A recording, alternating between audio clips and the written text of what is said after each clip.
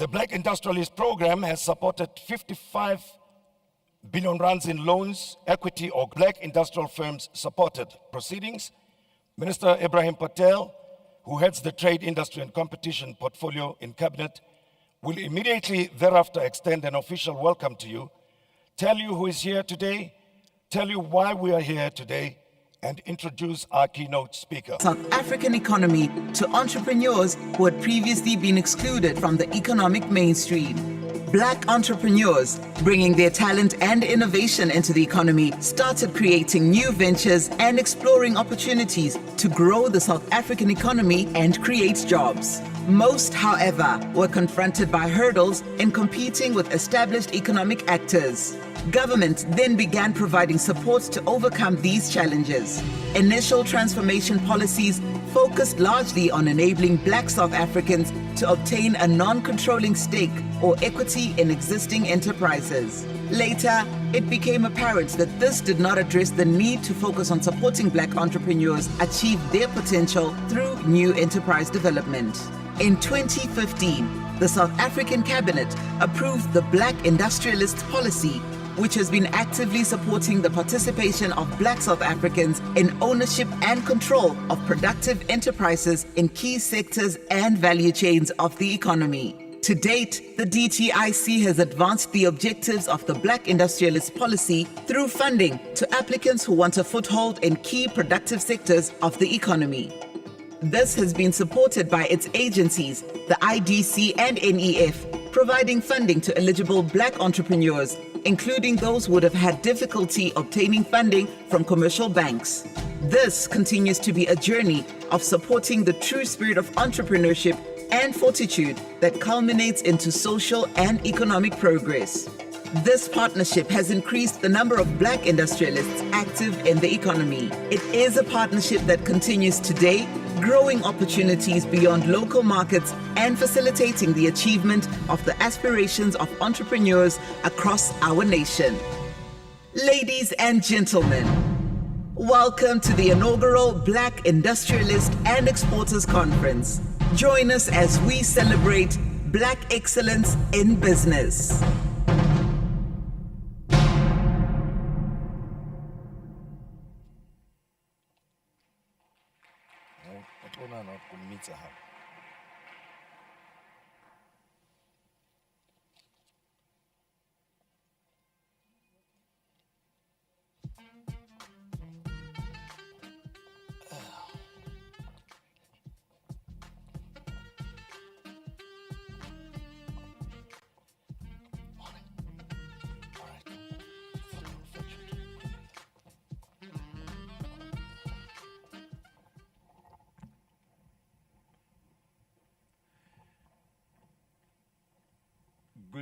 Good morning everyone. On behalf of the South African government, I wish to warmly welcome you on this beautiful day at this inaugural Black Industrialist Conference in this hall that's brimming with energy.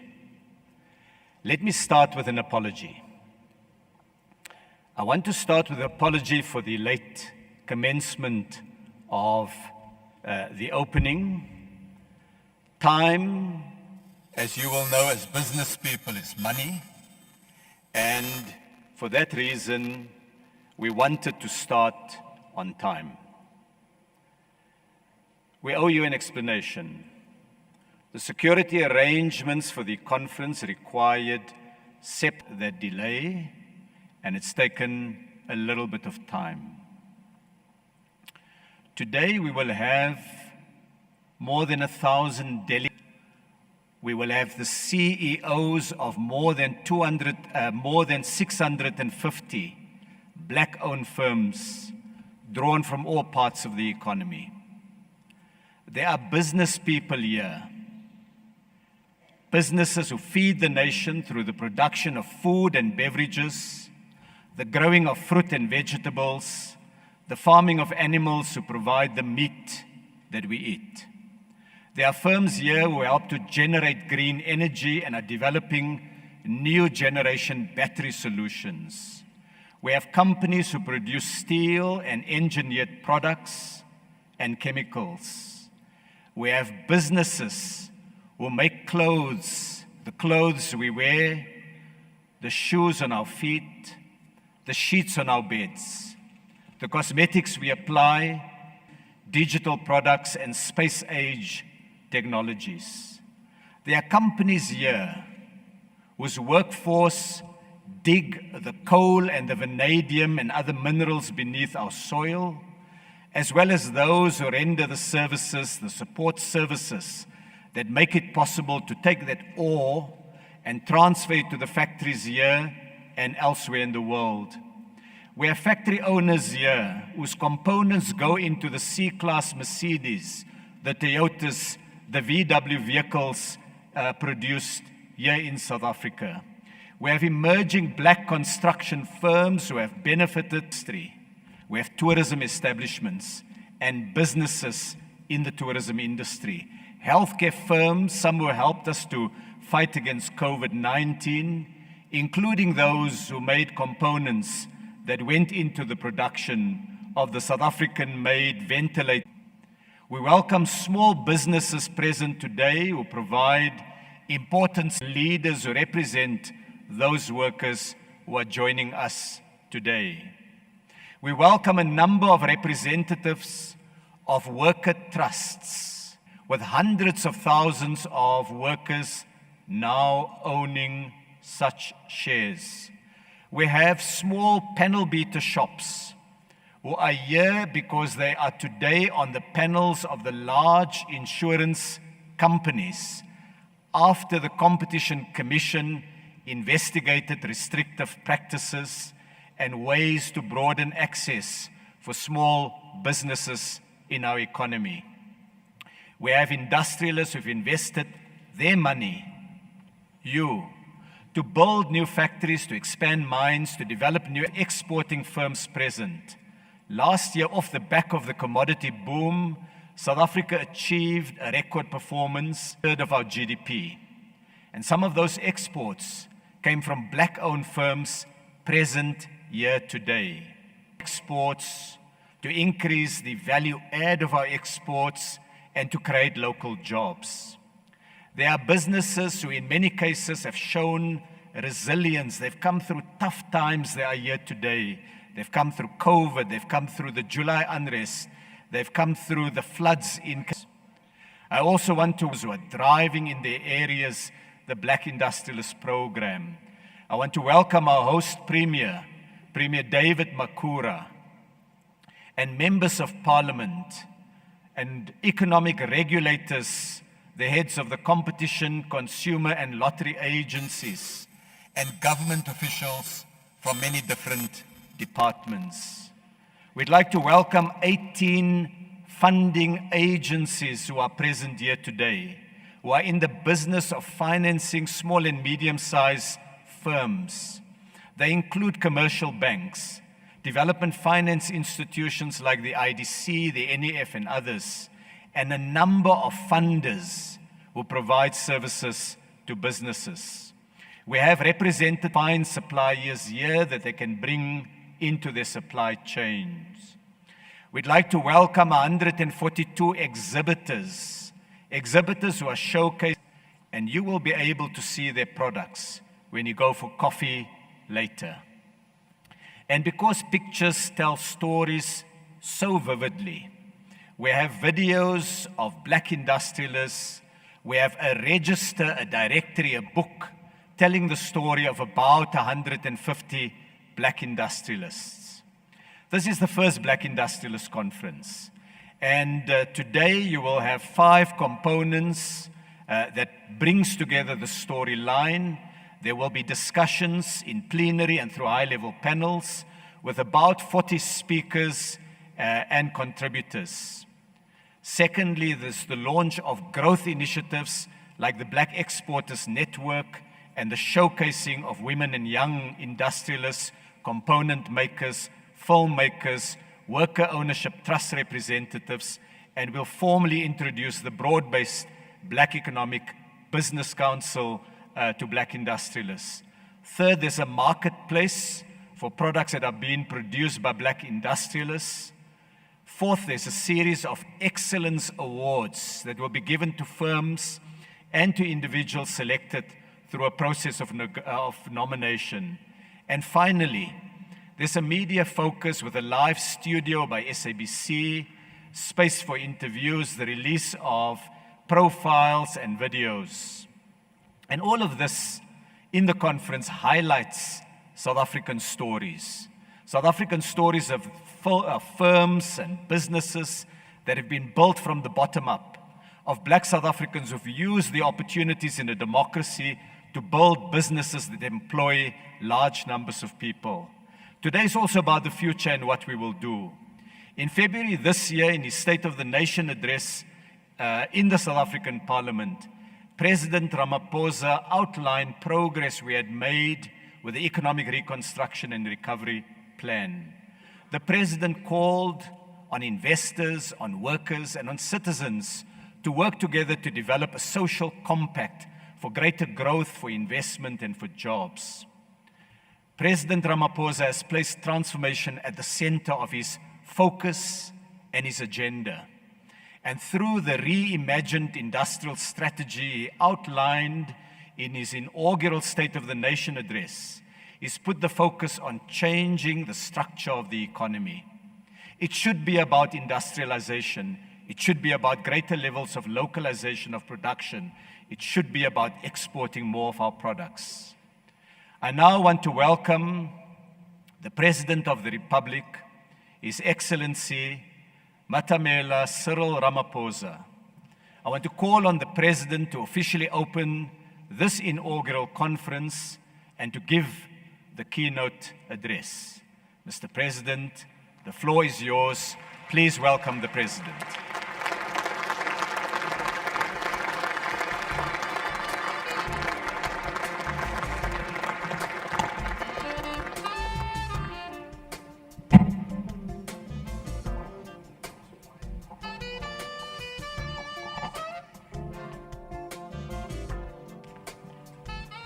Thank you. Let us be seated, please.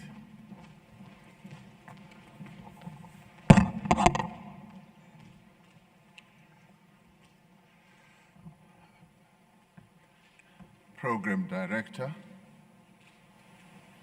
Dada Tim Modise. I haven't seen you for quite a while. It's wonderful to see you again as you continue to do your wonderful work. Thank you very much.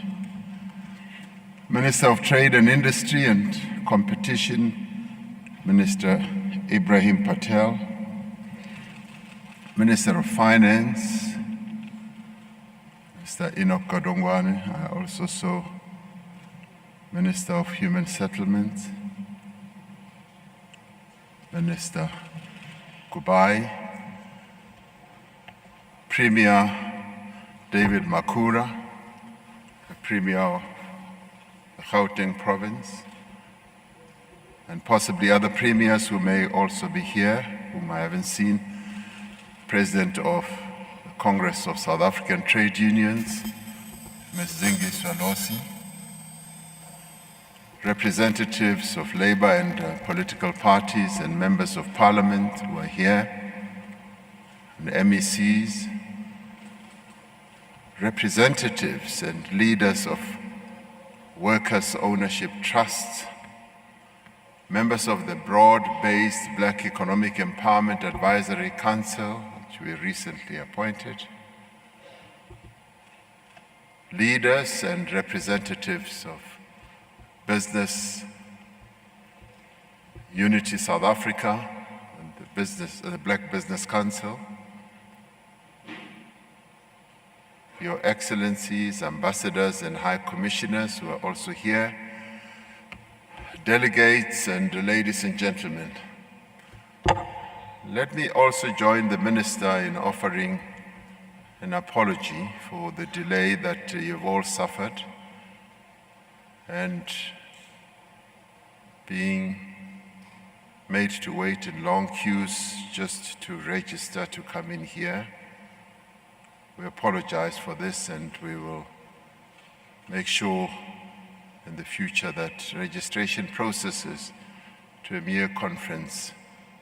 Do not delay people, because your main objective is to come and participate in a conference and not to stand in a queue to register to get a lapel or an armband.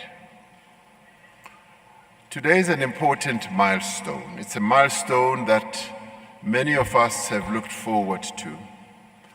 This inaugural Black Industrialists and Exporters Conference is an opportunity for us to reflect in advancing redress and equity in the South African economy. It is also an opportunity to discuss what we need to do together to expand the frontiers of economic transformation for the next decade, and the following decade, and for the future. Next year marks 20 years since the promulgation of the broad-based Black Economic Empowerment Act. An act that started its genesis from black business. Black business formations felt there was a need to define black economic empowerment and also to come up with proposals of how to broaden it. And it came up in the end with proposals that led to the broad-based Black Economic Empowerment Act. It is undeniable that we have made gains in transforming a skewed and racially structured economy. By way of example, in 1994, it is said that there were around 150,000 black-owned formal businesses in South Africa. Today, there are well over 300,000, I'm told, but I think it's many more than that, black entrepreneurs who own over half of small businesses in the formal sector. And there are many more in the informal sector, as we all know, who also contribute to the notion of black economic empowerment. In addition to the progress in management, shareholding, and ownership of businesses by black people, on employment equity, much more needs to be done. According to labor surveys, the number of black managers in the private sector has more than doubled over the past 20 years, from 125,000 in 2002 to 350,000 today. And obviously we want to see much more than that. In the public sector, the number has tripled. As we reflect on the progress that we have made, we must also critically examine areas where transformation has been slow and where implementation has also been weak or non-existent. As this conference recognizes and celebrates the successes of the Black Industrialists program, it also needs to set out what our responsibilities are, individually, collectively, and all of us, to advance inclusive entrepreneurship in South Africa and to consolidate real effective entrepreneurship. Our Black Industrialist strategy is underpinned by two core commitments. Firstly, to secure greater diversity in ownership and control in the economy, which is crucial for economic growth, for economic dynamism, as well as social solidarity. Secondly, a commitment to promote emerging enterprises to drive inclusive industrialization and growth of our economy. Our strategy really aims to ensure that we secure greater representativity across the economy, all the while generating greater prosperity and employment. It is aimed at opening the doors for Black people to play a meaningful role in the economy of our country. And by meaningful role, as the Black Economic Empowerment Commission said, at the ownership level, at the management, the Department of Trade, Industry and Competition, as well as the Industrial Development Corporation, the National Empowerment Fund, and other agencies have supported approximately 900 Black industrialists. Over the past 11 years, Black enterprises have been supported to the value of 55 billion rand. And that is not Mickey Mouse money. This is real money that the government has put to good use to support the establishment and the growth of Black industrialists, who we are celebrating today. And that, ladies and gentlemen, deserves a round of applause for the industrialists, not so much for the government.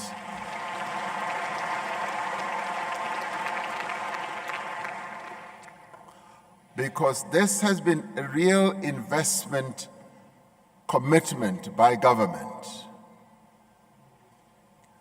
living up to its overriding objective of advancing the interests of those who were prevented from playing a meaningful role in the economy of our country. And of course, government does much more than that, of an empowerment nature, on an overall and overarching basis. Estimates by the IDC suggest that the socioeconomic returns of this program have been even more far-reaching. And this includes supporting the creation of some 70,000 jobs and adding over 160 billion.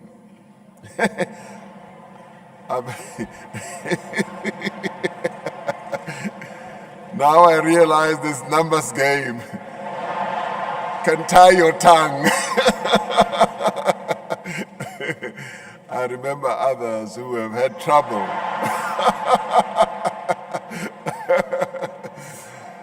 Okay, this needs to be said correctly. Adding over 160 billion to our country's GDP. Give a round of applause to that. The trouble is, when it is a lot of money, you tie your tongue around the numbers, and small businesses continue to benefit from preferential procurement by the state and receive support to grow and to expand. Now,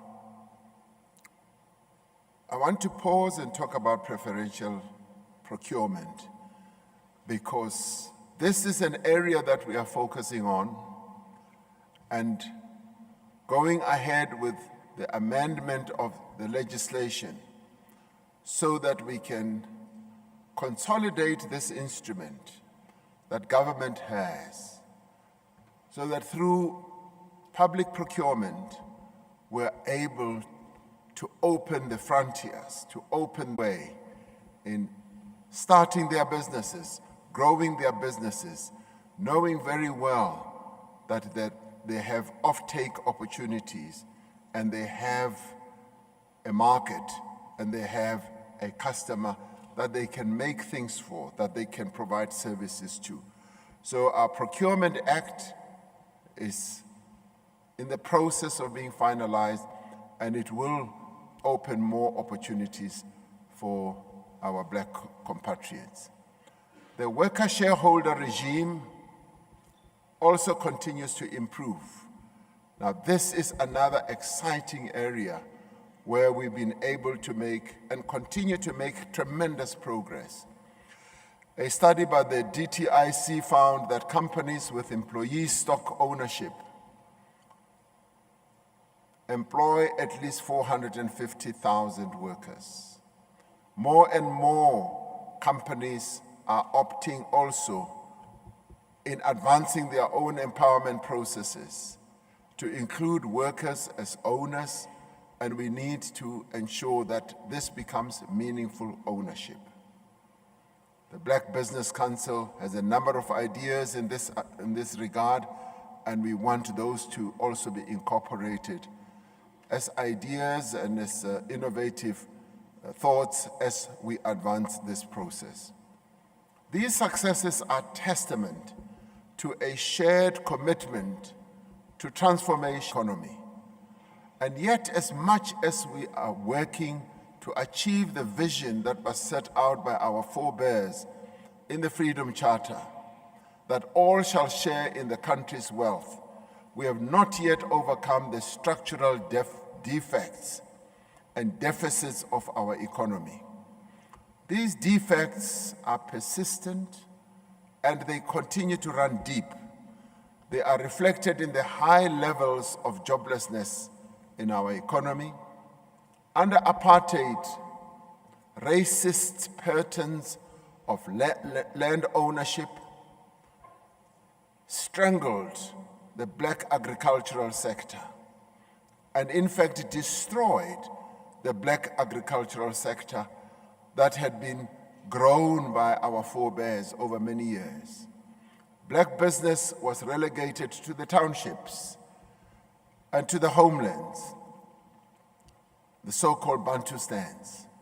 Not only did they receive no government support to grow, but they were also deliberately stifled. Black children did not inherit wealth in the form of businesses and capital or housing. And this is where generational poverty was spread around. Because the norm is that you inherit something from your parents, you then grow it and pass it on to your children. In our case, collectively, as black people, we inherited nothing from our parents and therefore could pass on nothing also to our children. So the generational poverty was the inheritance we got as our lives developed and as our lives were destroyed by apartheid policies. Townships lacked industrial and commercial sites, and the infrastructure needed to run businesses was completely absent. Many people, especially black women, faced the obstacles to getting loans, business operating licenses, as well as premises. And even if you were a black man, you just found it impossible to go to loans as you went to, yes, the very existing banks that still operate today. In those days, these very banks found it impossible to give loans to black people. With the country's majority deliberately and systematically excluded from the economic mainstream for centuries, it is little wonder that self-employment and entrepreneurship in South Africa are at lower levels than most of our peer economies. In other upper middle income countries to which we belong, small and medium employers and self-employed people make up around 1 in 3 of all employed people in the rural areas, and 1 in 7 in the towns. In our own country, the figure is just over 1 in 20 in both rural and urban areas. According to modeled estimates from the International Labour Organization, business owners in South Africa, plus family members who work for them, make just over 17% of the total employment. This is compared to 46% in other countries, for instance, such as China, and in over 31% in other upper middle income countries. Self-employment and entrepreneurship are the engines of growth and job creation in any other economy. They support innovation, they boost competitiveness, and bring new products and services into the economy. To a large extent, this entrepreneurial deficit is the legacy of the policies of the past. We were held back and chained to the backwards areas of economic development. But 28 years into democracy, there are still barriers preventing Black entrepreneurs from meaningful and equitable participation in the economy. These barriers are particularly challenging for women, for young people, and also for people living with disabilities. They are particularly challenging for entrepreneurs in townships and also especially in the rural areas. These entrepreneurs have difficulty accessing finance, accessing markets, technology, and infrastructure. There is red tape and other bureaucratic obstacles that continue to hold our budding entrepreneurs back. On a wider scale, there is also the concentrated nature of the economy and ownership patterns and inclusion from major value chains. This is a reality that was also recognized by international bodies such as the World Bank and the IMF, who, when looking at our integrated, there are just a few corporations that control everything. So the economy is not loosened to a point where there can be many players and entrants in various sectors of our economy. And this is a particular challenge, particularly when it comes to job creation and to spreading the entrepreneurial flair amongst our people. For this reason, even as we celebrate Black entrepreneurial success, our eyes must look towards the horizon. While we are here to deliberate on learnings from the Black Industrialist program, as well as others, it's also about shifting the transformation agenda to a higher gear. What we want to see from this conference is the makings of a new, improved trajectory for broad-based Black economic empowerment. We want to see a new type of approach to broad-based Black economic empowerment. We want concrete proposals on how to leverage both capacity and resources across society. Across society, because our main remit is how we broaden Black economic empowerment, so that economic empowerment should not only be restricted to a few. It must be broadened and it must be inclusive, and our people must have a sense and feeling that they are also included. We also want a frank discussion about impediments to the expansion of Black business, not just from government, but from the private sector as well. And yes, I do invite you to also talk about how government becomes an impediment to the growth of your businesses, and how government embarks on processes that, for instance, prevent your growth or even destroy your growth, I know for a fact that one of the issues that you will want to raise, which you must raise, is how, if you transact with government, we are able to give you opportunities, but at the same time, we destroy you by not paying you on time or not paying you at all. And this is what we also must discuss. We need to talk about that frankly and openly as we are making efforts to solve this problem of non-payment or late payment by government. And look at how bad here present with you until lunchtime to hear what your suggestions are. We need to talk about the private sector procurement, about value chains, about access to finance for emerging black businesses, and about how existing systems militate against emerging black business. Yes, let us be open and honest and talk about how the private sector can enhance the growth of black businesses. We should be discussing the steps we have taken and still need to take to significantly improve the steps, the disrepair of our roads, the inefficiency of our ports is what could be impeding your own growth as exporters and as producers. We need to discuss the far-reaching reforms that we are taking in a number of areas. In telecommunications, in energy and water, and the improvement that we are bringing about in competitiveness of our economy broadly, and also the steps we are taking to reduce the cost of doing business.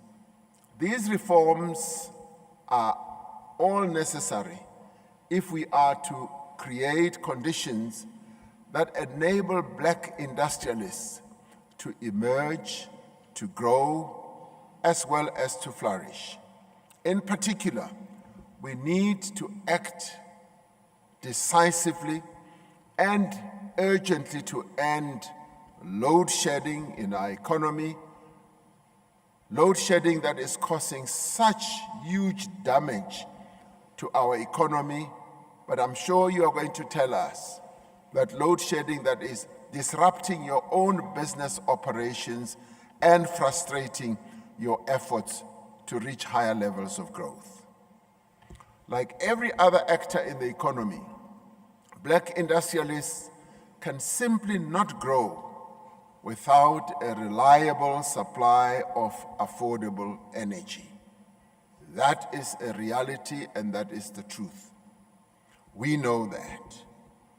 We have done much over the last 4 years to transform the country's energy landscape and bring new generation capacity online.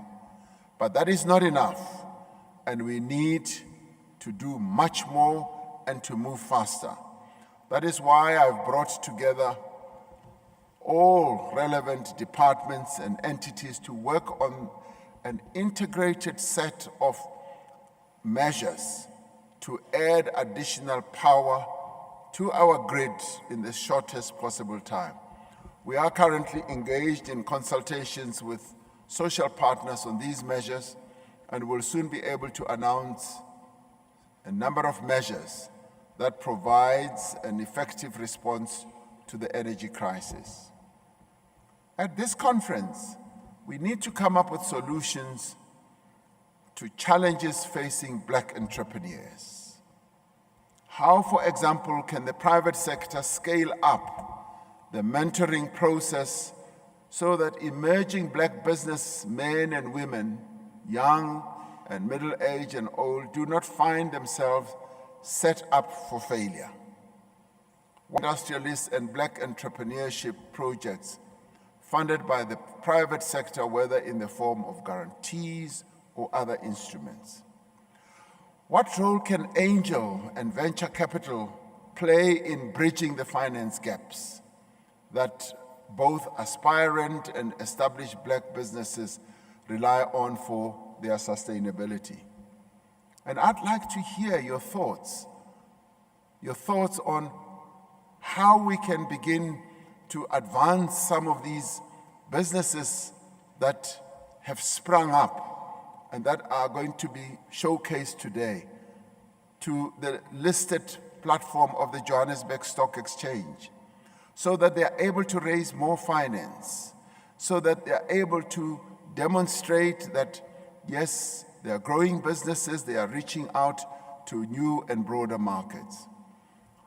We need to also find out how we can mobilize black capital in one shape, form, or other, to support some of these emerging black industrialist businesses. Many others have done it on that basis to support and grow their businesses. And how can we mobilize? Because there is a lot of capital that resides amongst our people.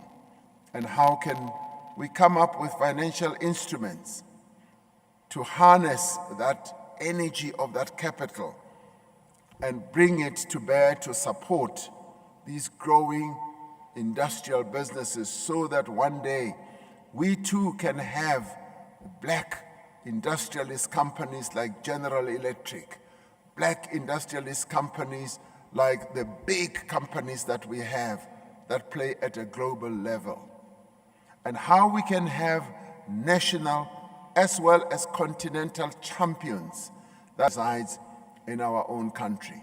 So I do want us, maybe when we next meet, I do want to hear that some of the companies are emerging and they're also going to be the New York Stock Exchange and so forth, their businesses.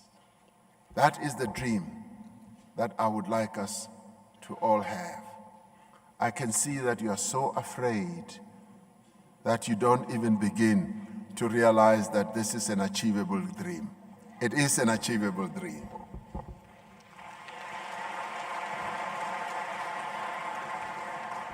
Another aspect that we need to also focus on is research and development. I would like to see the various black industrialist companies that we are going to celebrate today to also, and they are beginning to focus on research and development so that they can grow better, so that they can look to the future, produce better products, and innovate more and more. I want to hear them say they are underpinning what they are doing with innovation, with creativity, with creating new products and new services.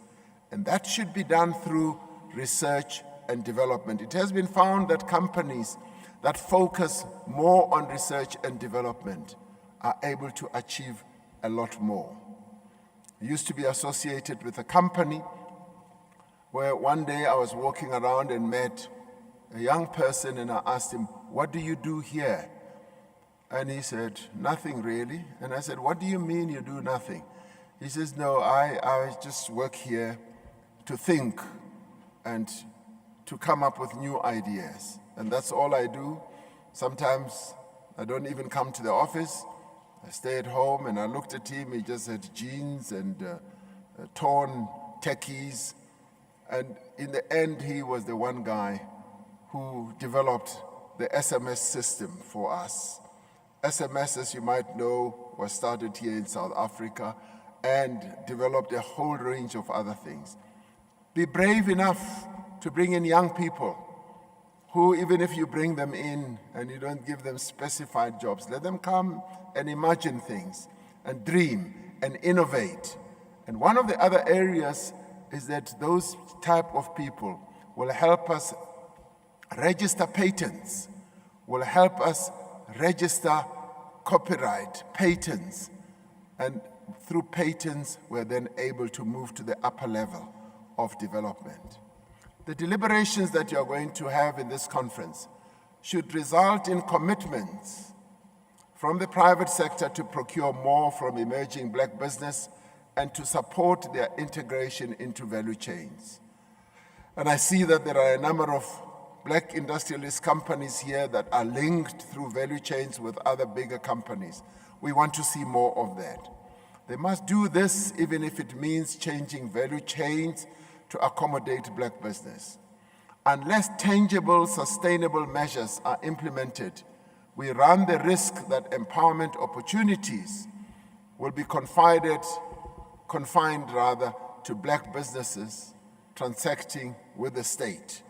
We want black businesses to broaden their horizon and to transact with whosoever and the key players in our economy.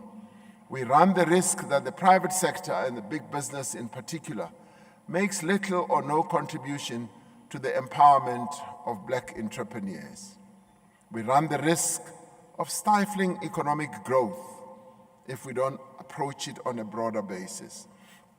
An economy that only benefits a few and does not reflect the country's demography will never be sustainable or be dynamic from a growth perspective.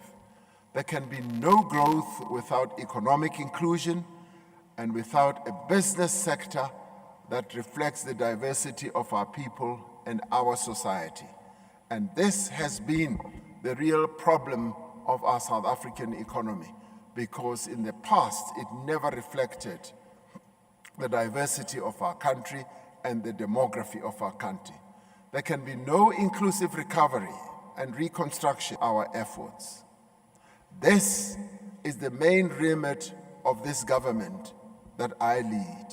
Forget what I to insist that broad-based black economic empowerment must be at the heart of the transformation of our economy, and we will continue to resist.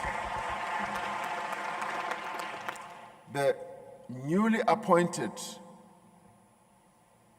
BEE Advisory Council has been tasked with advising on the future trajectory of broad-based black economic empowerment as we rebuild from the years of slow growth and the impact of the COVID-19 pandemic.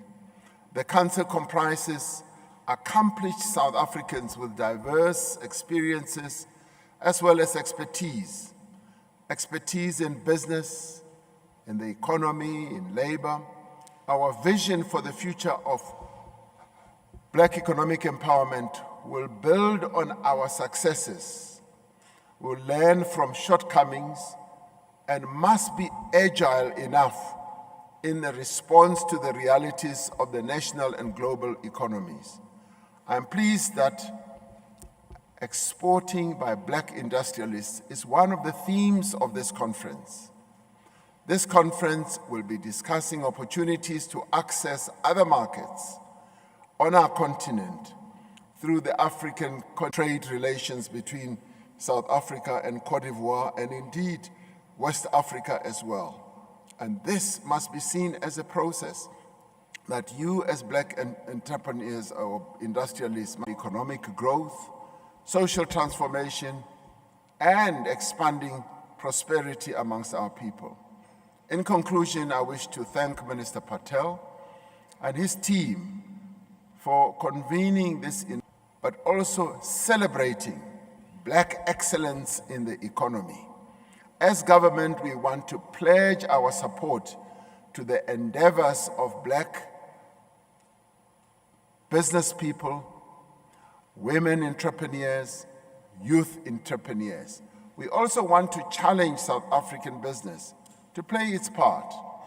Established businesses need to understand that transformation is vital for sustained and inclusive growth, and that it is in everyone's interest that the substantial capabilities of the private sector are mobilized to support broad-based black economic empowerment. Working together, we can grow this economy, we can create jobs, and we can ensure that no one is left behind. It is therefore my pleasure to declare this very successful participation in this conference, and I hope the deliberations will be most enriching and show us the way forward. Thank you very much.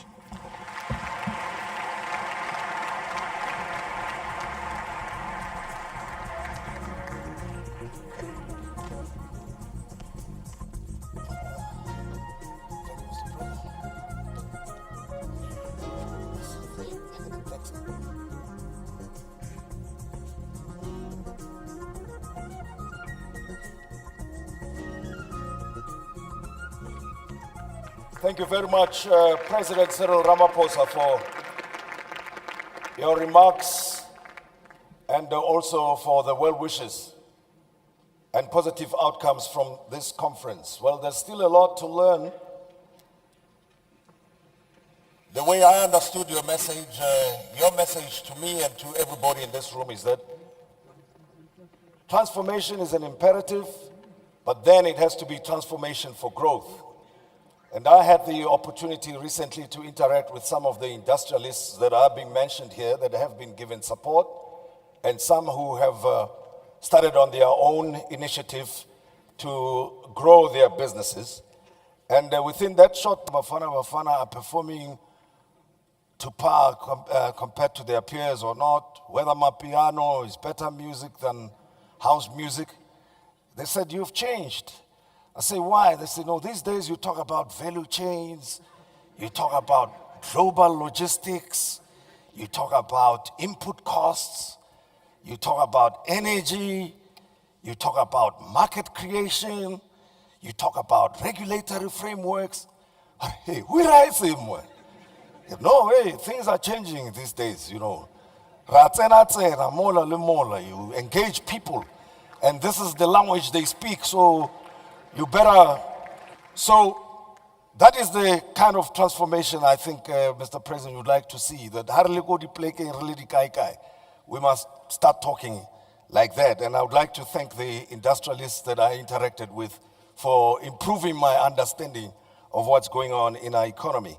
In a short time, we're going to have our first high-level panel, which will look at by the Minister of Finance, Mr. Enoch Godongwana. But in the meantime, let me put the panelists on notice. Med Gloria Sorobe of Whitpold, Mr. Kuseni Dlamini, Chairperson MassMed, Mebusi Mabuza, Chairperson of IDC and BRICS, and Mesindi Mabasa Koyana of the Women Chartered Accountants to join him. I've mentioned your names, be on standby, and you're going to be on that stage to my left. But before you come up here, let's take a look at the industrialists that I mentioned earlier. Thank you.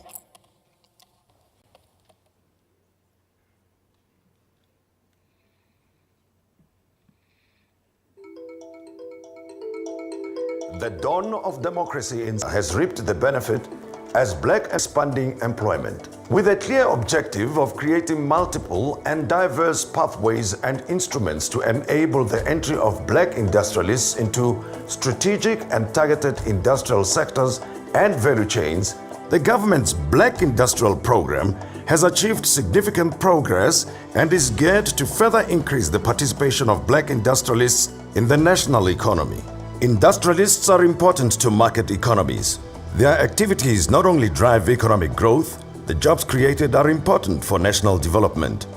In the context of South Africa and its history, the need to promote the creation and long-term sustainability of Black industrialists was the driving force in establishing the Black Industrialists Program.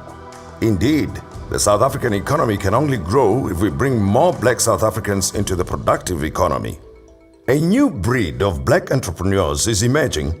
This is a group of individuals who are directly involved in the origination, creation, significant ownership, management, and operation of industrial enterprises. By creating new products and services, they stimulate employment and contribute to national economic development.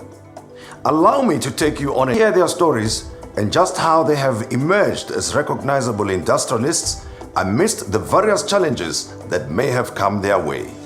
The BT Industrial Group is officially licensed to act as a manufacturer, distributor, and exporter by the South African Health Products Regulatory Authority. We caught up with Mr. Khomotso Lekola. Khomotso, pleasure to catch up with you again, my brother.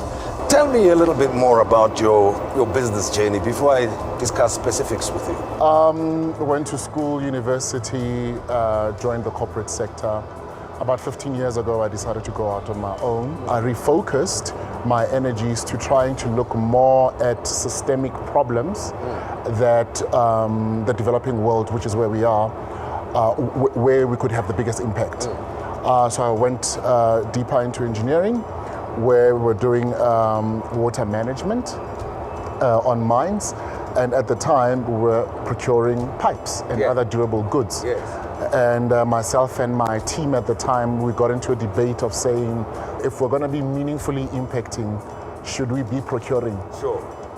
What if we actually made the products? We decided in 2018 to start producing pipes.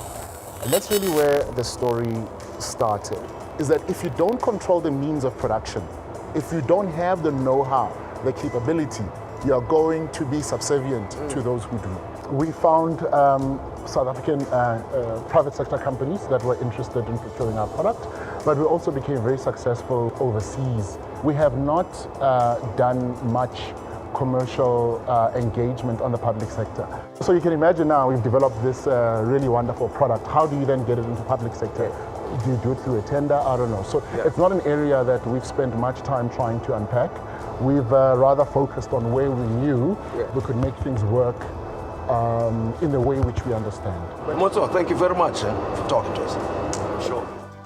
MCR Plastics is a manufacturer and distributor of automotive interior components based in Port Elizabeth. We linked up with Mr. Morgan Waterboer to get a clearer insight on how he evolved from being an employee to become the supplier to VW. Quite an interesting journey, apparently, that you've traveled the past, 20 years or so up to where MCR is today? For 17 years, I worked for Volkswagen, where I will be traveling the world for a lot of projects that we sign off with regards to the tooling.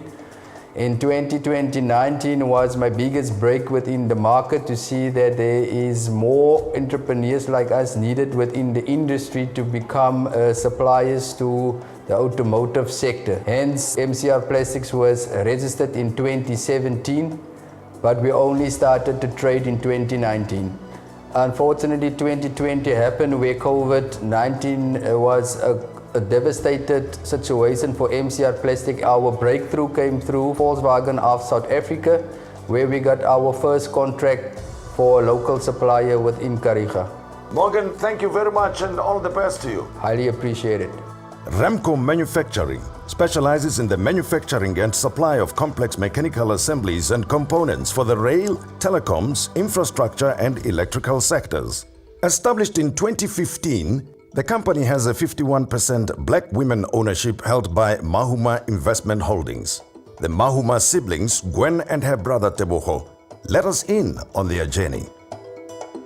Thanks for giving me the opportunity to talk to you about your business. Very fascinating story from what I've gathered. We grew up in a family that was business orientated. The first transaction that we did, we have a company called Mahuma Investment Holdings. Mahuma Investment Holdings basically focuses in the infrastructure sector. So when we started initially, we started by buying equity into a company that manufactured roof bolts for the mine. You manufacture petrol pumps now? We are one of the main suppliers for Gibela and Alstom, who are manufacturing trains for Prasa.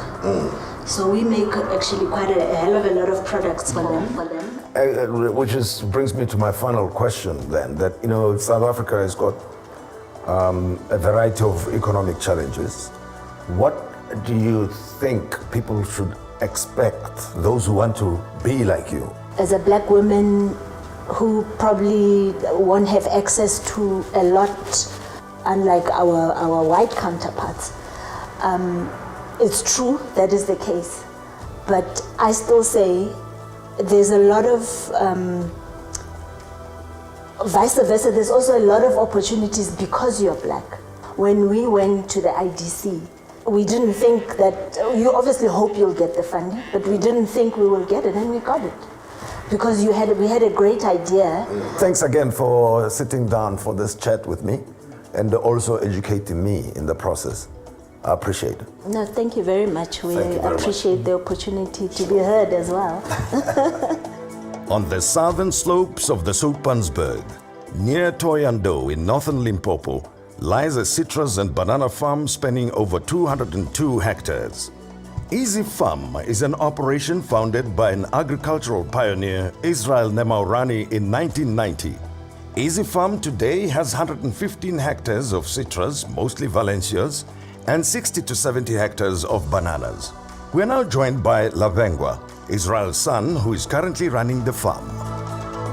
Tell me the history of Easy Farm. How did it become your family's asset and now in full production mode where it is? Well, basically my late dad started the farm in 1990. We were still young by then. Basically he moved from Tembisa and then he bought himself a piece of land in Venda.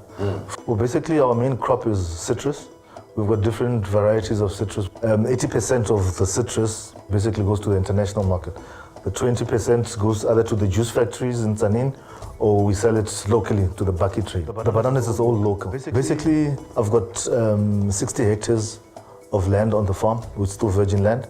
I need to establish that on soft citrus, which I've already signed a contract with the owners of that certain cultivar. And yes, they are willing to come on board. You actually triggered a thought in my mind that you could have chosen to be a consumer, but you chose to be a producer. Yes. Thank you very much, Lavengwa. Thanks. Appreciate it. VM Automotive, based in both East London, Eastern Cape, as well as in Roslyn, Gauteng, is a fully transformed 100% black-owned supplier of aluminium and steel automotive panels. As part of its flagship innovation, VM Automotive introduced laser blanking as a new technology in the manufacturing process for the latest C-Class Mercedes-Benz W206 model. Mr. Gibson Njenje took us in to share with us the journey as an industrialist in the automotive sector. Thanks, Bragib, for allowing me into your office space and having this opportunity to talk to you about VM Automotive and your involvement in business. How did you get involved in the automotive industry? No, thank you for coming through, Tim. Yes, I started the company in 2012, and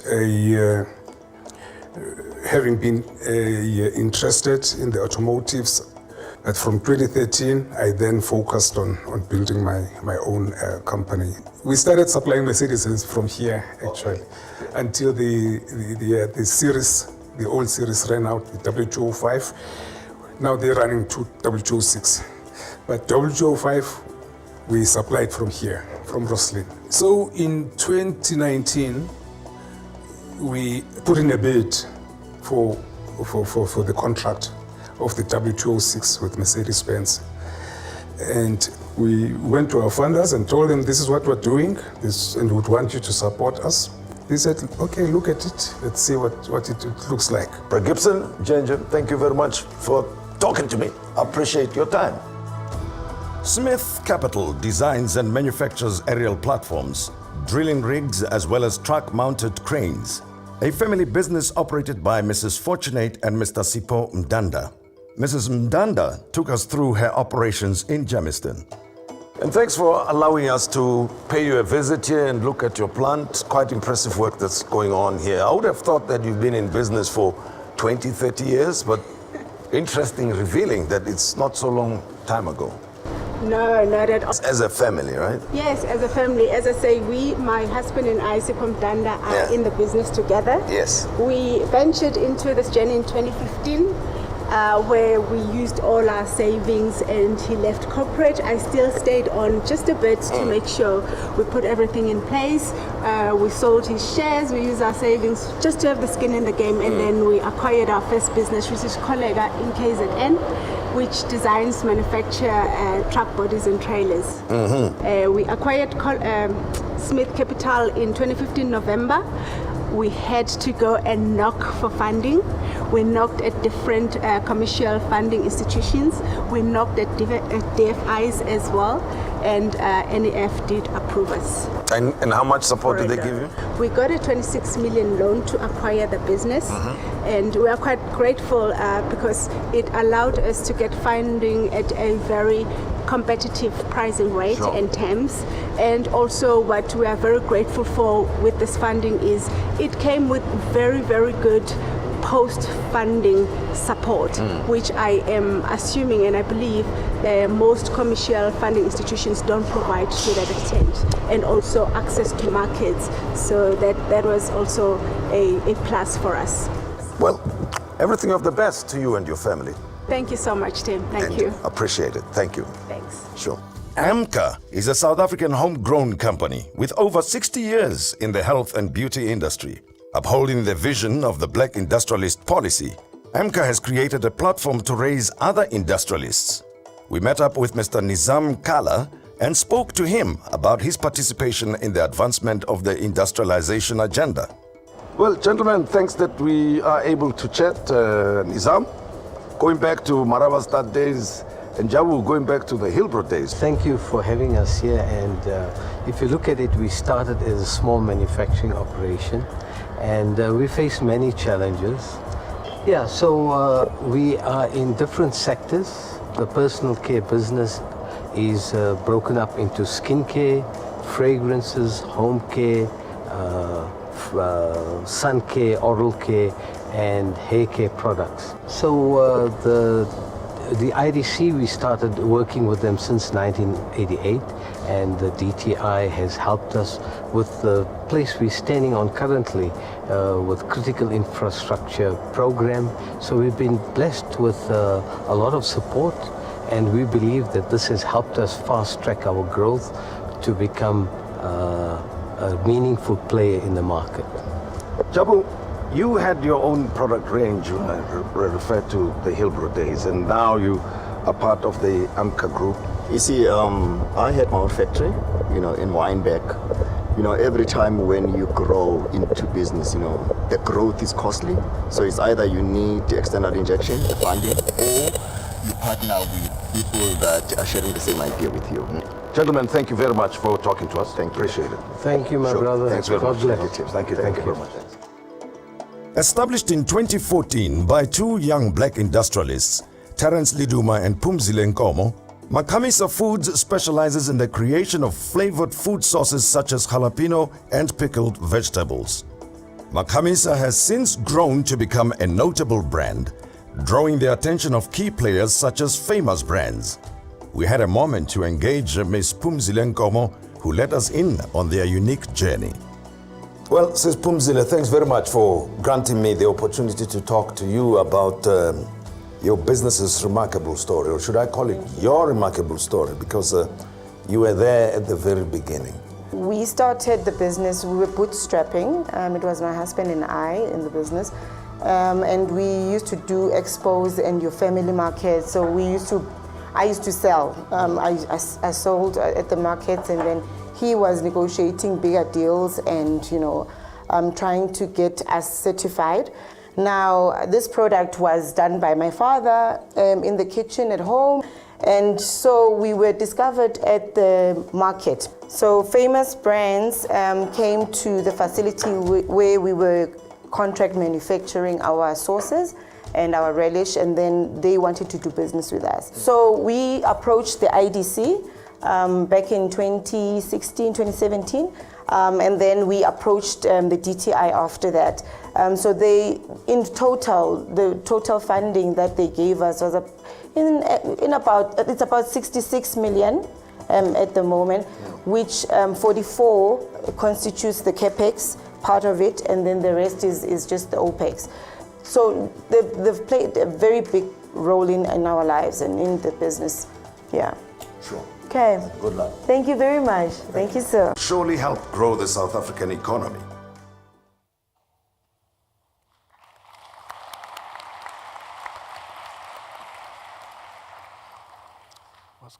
Should we kick off?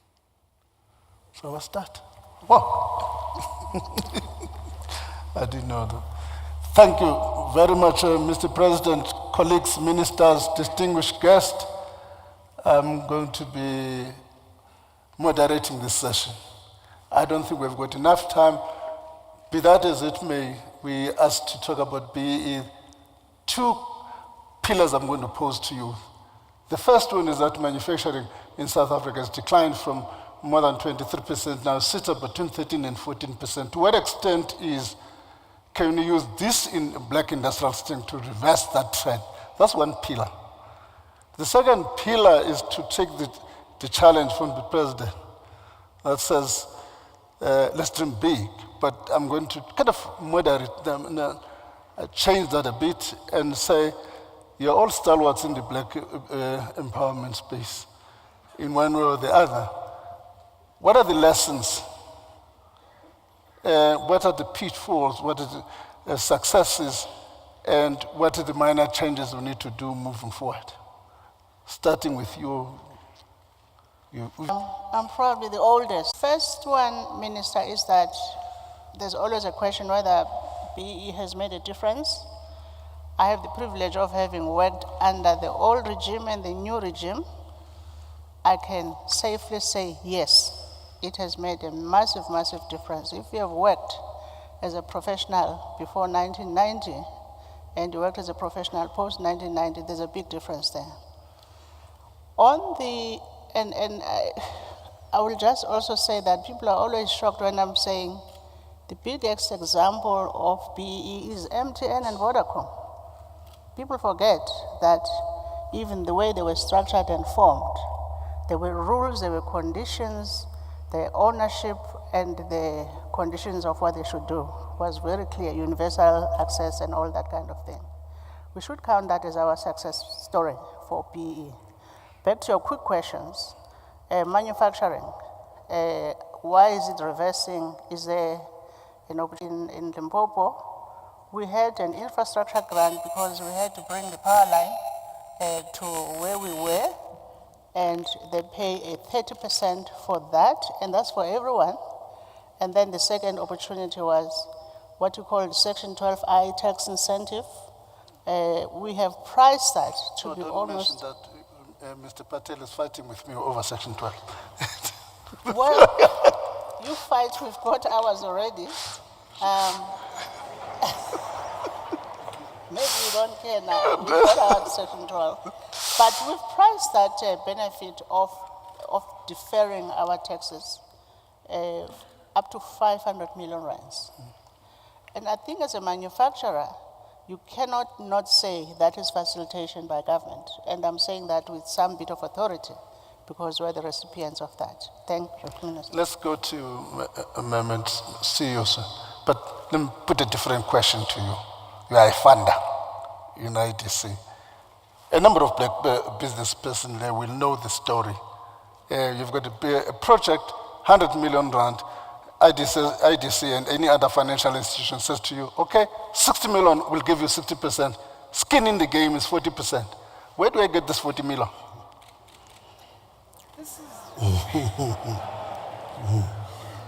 And so says the chair of the Transformation Committee. So this is where the opportunity, I think, is for us going forward.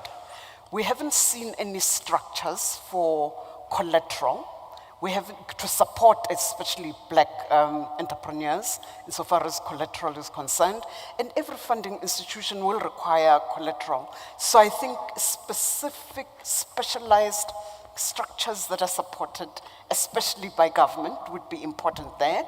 The second one is the skin in the game, the own contribution. There I would like to see more of the established businesses coming in as angel investors. This is in addition to whatever else is provided. Coming in as accessible angel investors for the young people who are busy trying to build their businesses. We haven't seen enough of that in our black community. I think it's a little more established in South Africa insofar as the white community is concerned. We know for a fact that an entrepreneur in my family can't come necessarily to an uncle. So those black industrialists that are established should please step into the fray there. What's your take, Mr. Lame? Yeah, I think we need creative structures that can close that gap, and to the point that the chair of the IDC has made, we need venture capital. There is no culture of venture capital in the country. We need the angel investors, but we also just need to get the DFIs as well, just to be more creative in terms of enabling black industrialists to access funding. Because I've seen cases where certain key strategic projects and opportunities for black industrialists end up being lost because there is no own contribution. To your point, Minister, most people ask, where do I get the 40% or the 10%? Yes, it's a privilege sitting with the colleagues on the panel whom I've always looked up to, because as one of the lessons, I met Gloria when I succeeded her as a CFO of Transnet about 20 years ago. And key in that journey in the public sector, which trailblazed transformation, was that government always wanted to support us in succeeding. Even when you were hailed in Pretoria, the message was always, Ningas Port, don't disappoint us. It was about excellence in how you deliver. It is sad to say that in the last 10 years, that has changed. And also landed a few of professionals into trouble. I bring this because the president challenged us that we must bring issues, the elephants in the room. He mentioned how quickly government pays, but also one of the key things that has destroyed entrepreneurship is the corruption that black entrepreneurs have had to face. That takes me to the issue of procurement. There's always an argument that we need to use procurement as a tool of broadening the base and changing the structure of the economy. And the president has alluded to that. The key question that arises, how can you utilize that tool, but at the same time avoid this notion, accusation of corruption, efficiency, and effectiveness? How do we do that? Mama Gloria. I think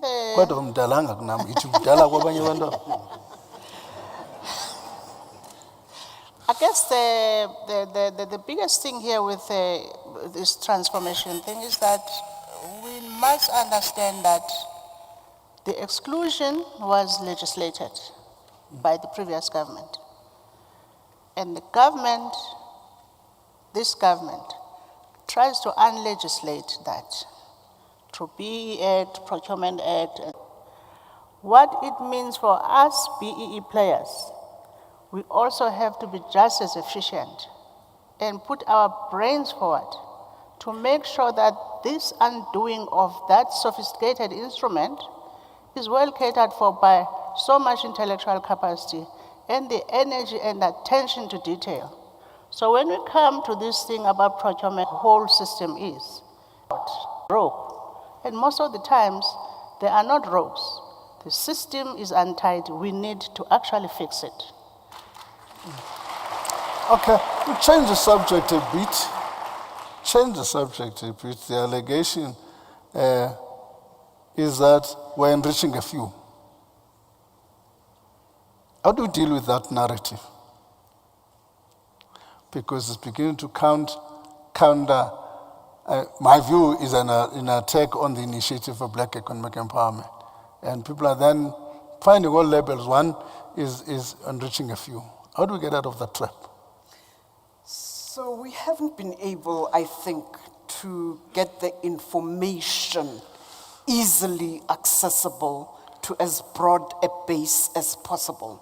If I live in the Vembe district, I should be able to know exactly where to go in order to get access to funding for my small or medium-sized business.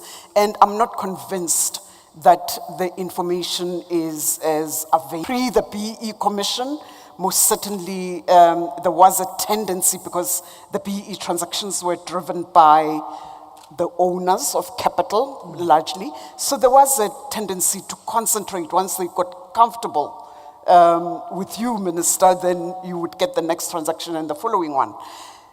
The legislation then started talking to employment equity. I'm a beneficiary of that.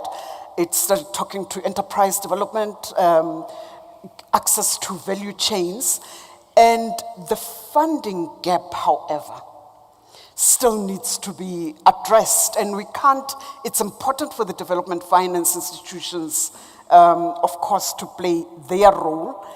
Commercial enterprises also see the opportunity to come on board. The last requirement, I think, is that when a person is not funded by an NEF because they don't perhaps fit the mandate or fund them, then we would start seeing more people being caught in the net. How would I, taking Vembe as your example, which you have utilized, how would, if I'm sitting up there in Vembe, get to know what are the opportunities available, what system should be in place to assist me to do that? Mr. Zame? So just linked to the procurement question that you raised earlier on, what we do at Massmart as one of the big retailers in the country is really to be very intentional in terms of using procurement as a way to support and promote black industrialists.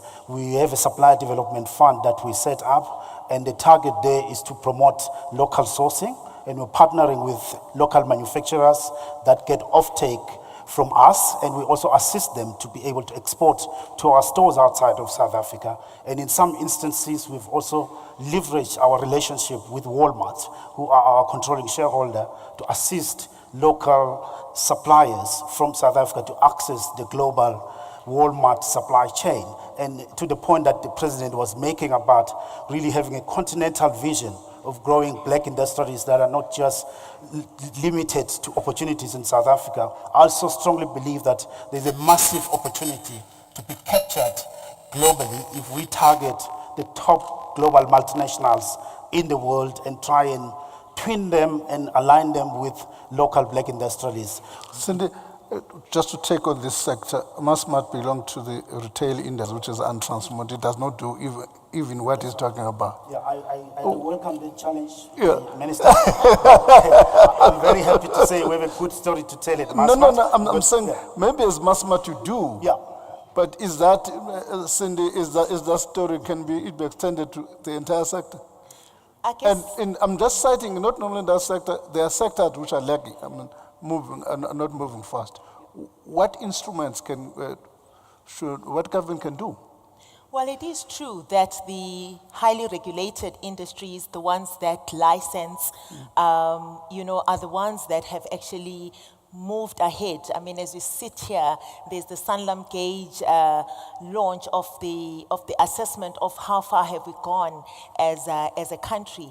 And one of the things that is coming out very strongly is that your financial services sector, your mining sectors, ICT, because for Spectrum, you needed to actually make sure that you meet some of the broader transformational plans of government. Recently as well, the sugar industry, when it needed the support from DTIC, the master plans are also calling for organizations to meet government's requirements in transforming the economy.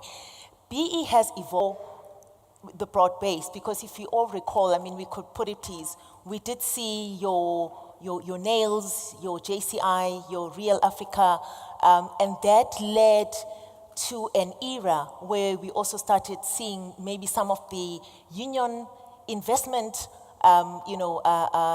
houses. The second phase was when we started seeing BE looking beyond ownership. And that is when, after the president's BE commission came up with the different, structures. And probably that phase is the one about black industrialists, in making sure that we're not just concentrating at an ownership level. Management control is a big challenge as well. That is what the assessment is demonstrating, because you can come and be my shareholder, but don't stay as far as possible from my business, because I don't think you understand it. So again, that demonstrates the importance of skills development. And where indeed we need to harness the entrepreneurship, only in the last 5 years where we started embracing it, where we can allow management to also take the wins and move on and build on with them. It is an evolving journey, and I guess as we go forward, key to it is to move away from the tick box exercise. Are we all singing from the same hymn sheet as a country in understanding transformation together, that it is something that society needs to actually thrive for the same economy that we all want to have? We create leading positions in key markets, and that requires all of us to rally around, as Cindy says, same kind of hymn book, playbook that we refer to, and that we can all understand and share to be able to work towards that goal of building sustainable black industrialists. The key is not necessarily to you, to all of us as panelists. The key issue is where it's good to say it, but how do we make sure that we can, I'm talking to all of us as a panel. I think, Minister, I'm coming back to us again as the privileged ones who have been able to participate. I see this room is full of blacks, for example, and they don't come from Sentin. Abantu abago to Gengoku. People must go back to their homes and talk about transformation. We've got to highlight the opportunities for those people in Vembe, in Glendane, in Livubu, everywhere, because the opportunities are there. As we sit in these boardrooms, we need to translate what we hear in the boardrooms back to their lives again. So I sit in the bank board of Nedbank. I need to understand how this credit committee thing works and why is it that a lot of people are thrown out of the system, and then translate this back to the boardroom and say, simplify this bit and that bit and that bit. Of course, don't irritate Lysaja there with his National Credit Act. Do the right thing, all the risk mitigation thing, because now you know the language, right? You can be responsible as a bank board member and also as this rural girl, because you know what's required there. Nedbank, we took them all over the country. We started with Akonhoek, because Akonhoek is a village with the biggest population in the country. And you're saying, how come all of you are not here? Whether it's Standard Bank or it's Nedbank, of course, they had to put up a branch. You go to Mount Frere, you go to Dobo, you go to all these places, you go to Ndwedwe in Natal. All I'm saying is that, and actually talk about it and translate it in the language that is well understood. Agriculture is not going to be in Sentin, it's going to be in Livubu, it's going to be in Willowvale, it's going to be in all these places. Translate that. Go back to Busi and say, these people have no collateral because they have no security of tenure on anything they own. Give them some slack, do something. Let's be innovative around the collateral. That's really what we should be doing.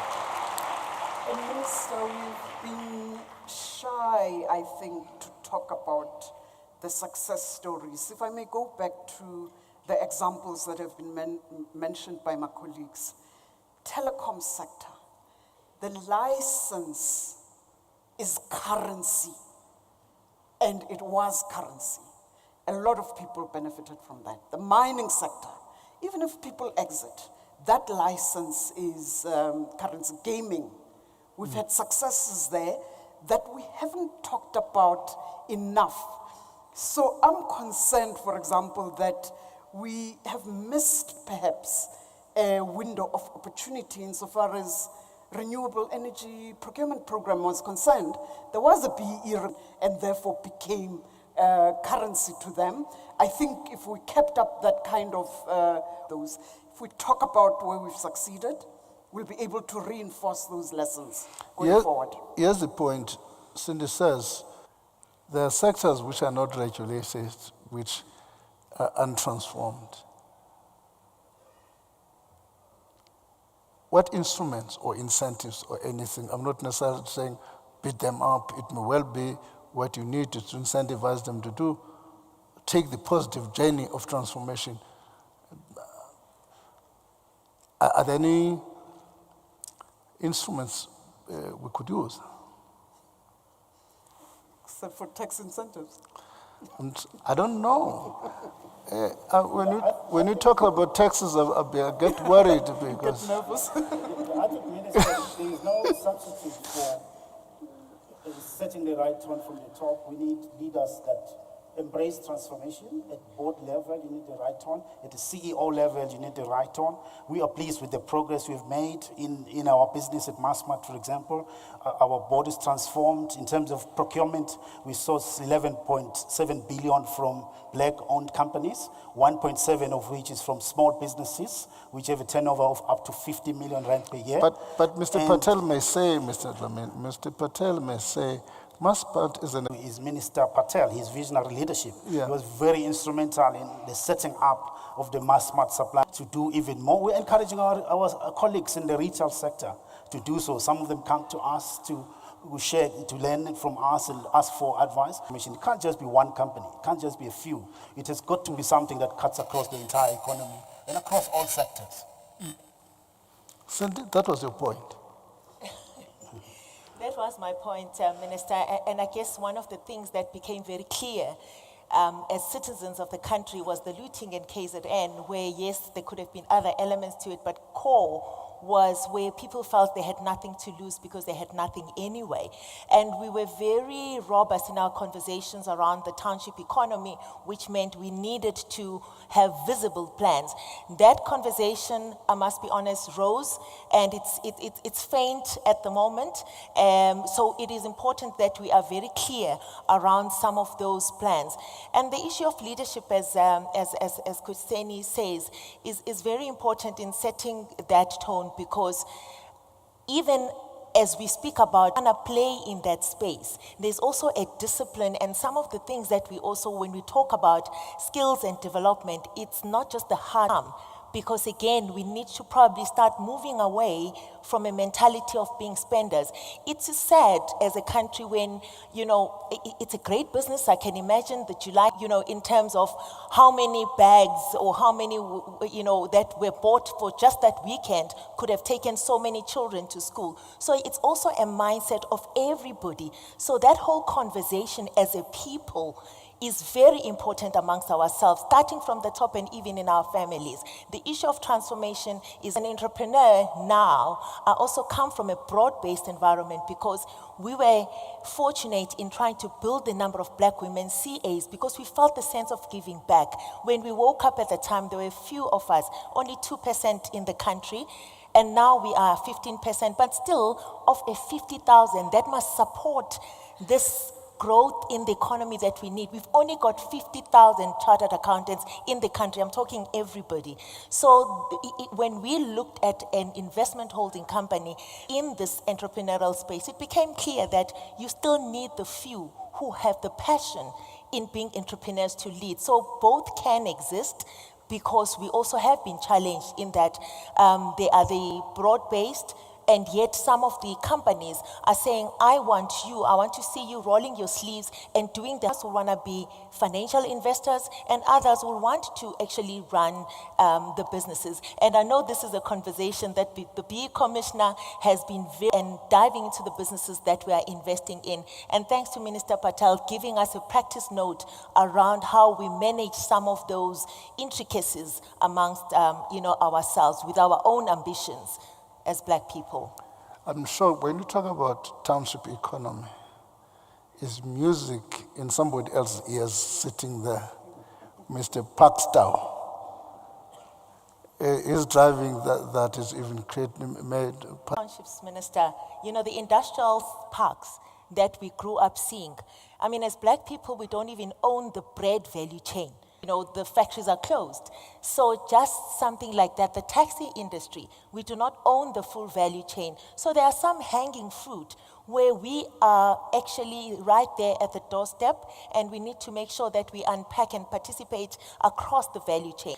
So those are some of the things, ministers, that are actually right here in front of us and at the doorstep of our townships. If one day you were to wake up in Mr. Patel's shoes, and you're asked with this challenge, you have to evaluate this black economic empowerment. This is where we are now. Where to from here? Now, you wake up with Mr. Patel, you've got to say, I've got to take this thing boldly.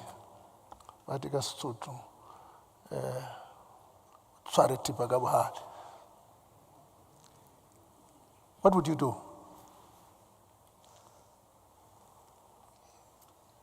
First, I don't like his shoes.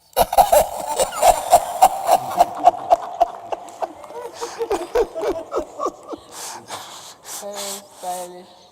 We'll make up, Minister, during lunch. I think where to take it from here is that we do have, we haven't done enough, but we have enough of the capacity, as in people who have practice in the space. And so the big thing is to oblige those, to assist government to do more. By that I mean, we now know the tricks of the trade. We have seen sham transactions. We have seen, we've been hit hard by that the Financial Services Charter is still not getting there. It's still requiring things that people don't have. We've seen a lot of things. What are you saying about me? I'll bring that to you. And then we've also seen, for example, how, in spite of how we want to be strong in agriculture, we are very strong in agriculture.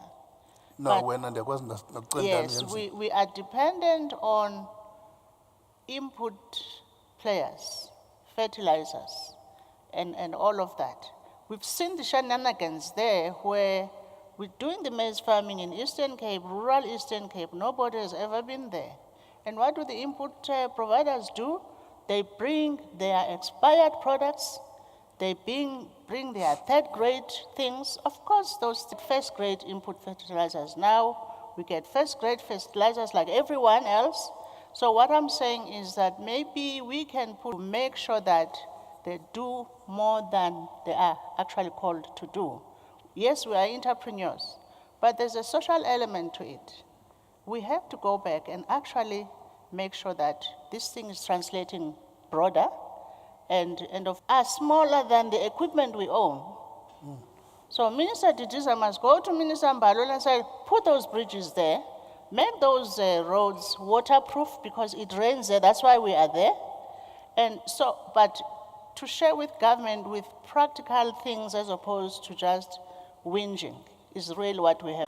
I think we need to start paying particular attention to how youth can be included in this drive towards a more inclusive economy. I don't think our companies will be those and deepen that. The final thing that I personally like is the opportunity of the retail schemes, but it's of course outside of the Black Industrialists opportunity. Let me just say, the World Bank has published a report. They normally do an update in every 2 years about South Africa. One of the reports they published was the level of concentration in the economy.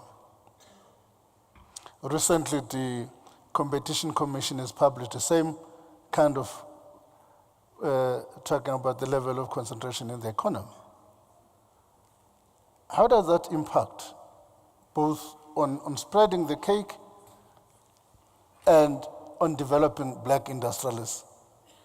I think, Minister, that can be an impediment in terms of creating opportunities for new entrants in certain key sectors. It's something that requires very smart regulations, and I think Minister Patel and his colleagues are very much capable of helping us with that in terms of coming up with mechanisms that will open up spaces. You are right, there is a lot of concentration in certain sectors of the economy, but also having said that, if we look at some of our companies in global terms, we need to conceptualize and come with some ideas to create global champions that are from South Africa while democratizing access to for black industrialists to the local economy, because that is a barrier. In 2 minutes, now all of you moving from you. Sure that black businesses are leading in those industries. The biofuels, for example, Minister, in the sugar cane business, as we diversify away from sugar, the fintech space, we need the new industries to be driven by black people. Mr. Kusa? First point, black industrialists that are going to be part of the top 20 companies in the stock exchange in South Africa, top 40. Can we be intentional about that and create the supportive and ecosystem that will enable that to happen? And we also need to be intentional about globalizing our black industrialists so that they're not just confined to South Africa. There's an 8 billion population out there that needs the products that are being produced by companies from South Africa. The policies are sound. Let's see more and better implementation of those policies. And where we identify gaps, such as the funding gaps. You raised the collateral and the own contribution gaps. Let's be innovative and creative around supporting that, because then we'll be able to achieve the intentions. Your parting shot. My parting shot, you said we must address the President and Mr. Patel. And Mr. Patel. Although you don't want his shoes. No, the first one, I would say that, and I speak now on behalf of the black professionals. Can government just leave them alone? Let them do what they are trained to do. We want them to come back into the SOEs.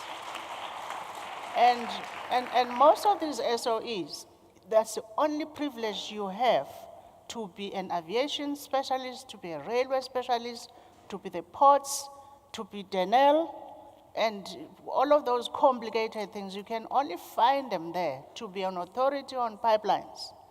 And so if we cannot get these black professionals into these entities, simply because they are suffocated by government sometimes with seriously corrupt instructions, we are contaminating them, we're killing them, and we have lost them. We just want to bring them back again. Thank you very much. Thank you very much. This is the end of this first session of the, and I thank my panelists. I think the message has come through that transformation is here, and transformation has been successful. When it has all its pitfalls, we must correct those pitfalls and move forward. Thank you very much. Thank you.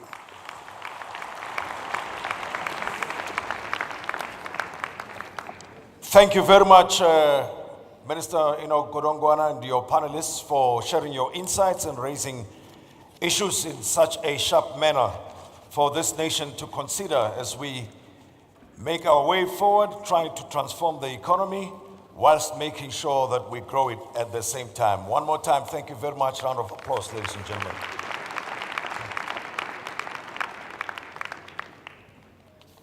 Mr. President, I'm going to ask you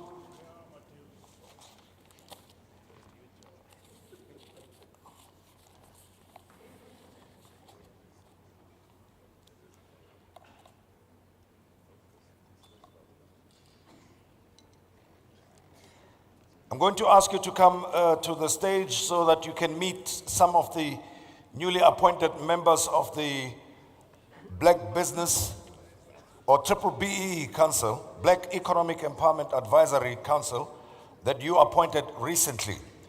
And today is going to offers us an opportunity to showcase the work being done to cluster, coordinate, and bring together groups of exporters, industrial innovators, filmmakers, and other South Africans engaged in value-adding activities in the productive sector of the economy.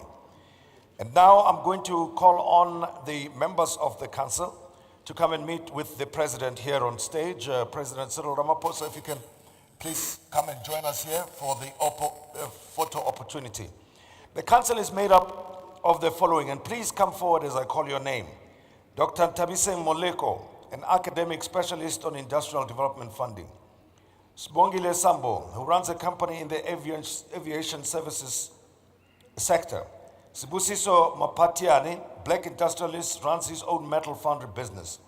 Kanki Matabane, who is CEO of the Black Business Council. Mayor Gloria Sorobe, please come back, the founder of Whiphold Investments. Ajay Lulu, chartered accountant and Triple BE specialist. Mayor Louis Tipe, senior leader in the labor movement. Ms. Makalen Gwenya, young trade unionist and researcher. Makwela, director of company in the healthcare sector. And Ms. Irene Dimakatso Morati, a young internal auditor. And this offers us an opportunity to introduce the council that plays an important advisory role on BEE matters to the nation. And this is an opportunity to take a picture with the president.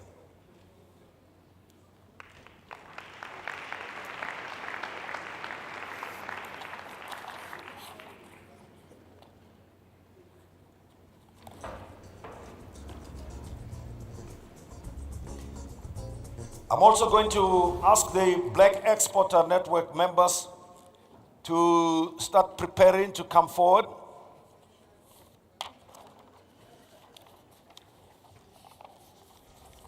The Black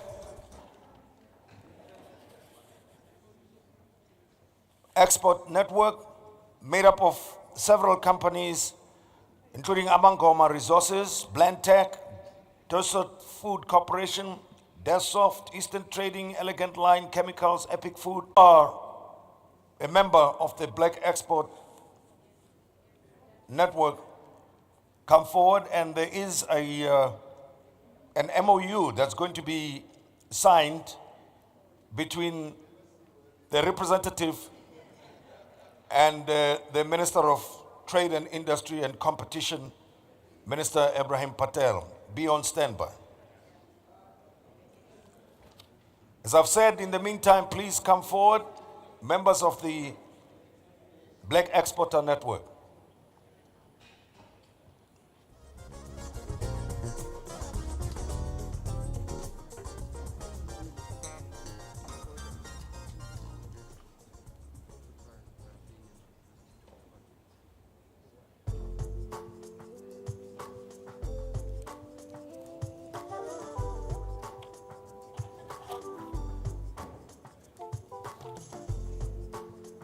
We will be calling on stage other formations, the Black Industrial Innovators, Sustainability Firms, and Beneficiation Businesses.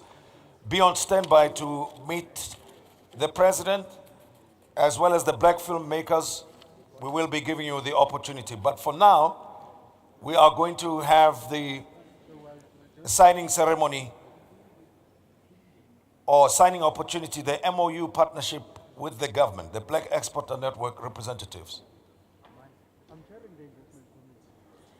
The other members, please line up next to the President so pictures can be taken. I've called on several companies so far: Smith Capital, Technology Bains Transformer, Loaded Life Trading. Black Exporters Network includes Kopano Brickworks, Makwande Supply and Distribution, Mutle Mining Projects, Nkomazi Cotton Development Project, Ario, the Ario company as well, Met Press, Mukhalifi Engineering, Naledi Rail, Nescon Flexibles, Makarenge Electrical Industries, MC Designs.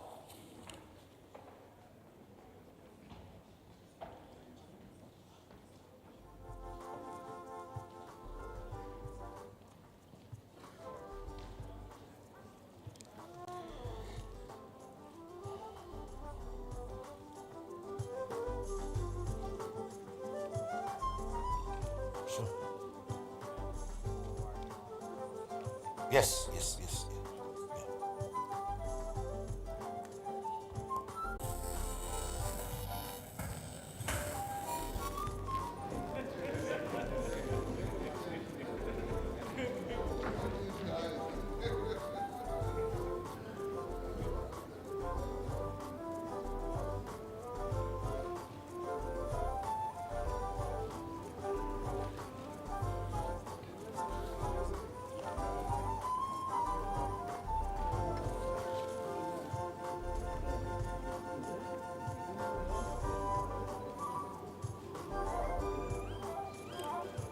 In the meantime,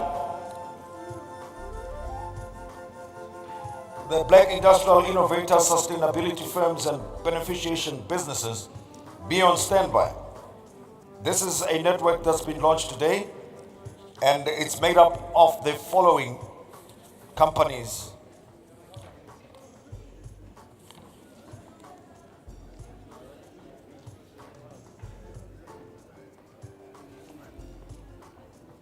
Dalisu Holdings, Makamisa Foods, Yamezela Metering, Nkrumah Textile and Clothing, Cavalli Chemical Group, Eastern Trading Company, Manedi Pets, Mukatangi Farming Operations, VM Automotive, Mtembu Tissue Covering, Remco Manufacturing, Ario, Sems Tissue, Nyanza Light Metals, ZA Gear, Procurex Advisory. Please come to the stage.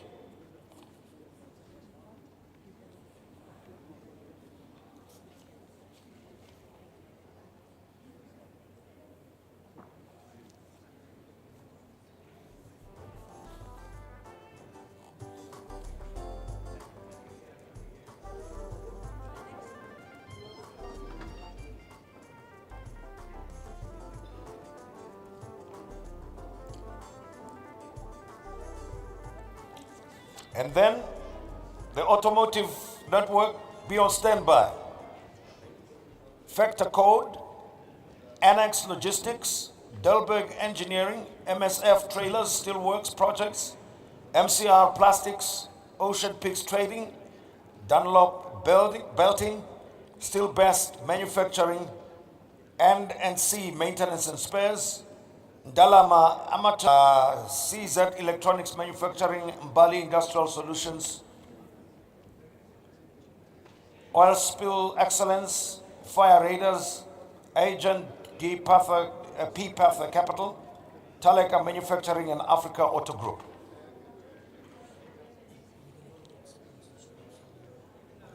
Now they've taken the table away. Okay. All right, we're also going to have an MOU signed.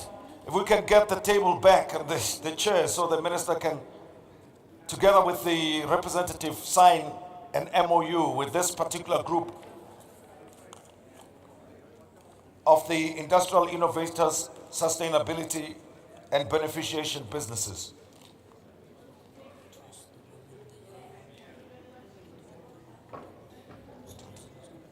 Oh, we must do all of them. Okay. Okay.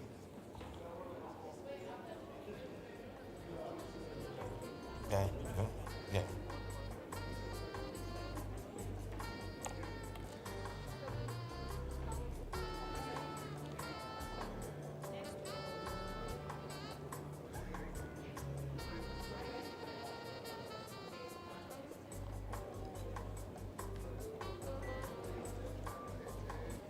Now this is the photo opportunity for the automotive sector.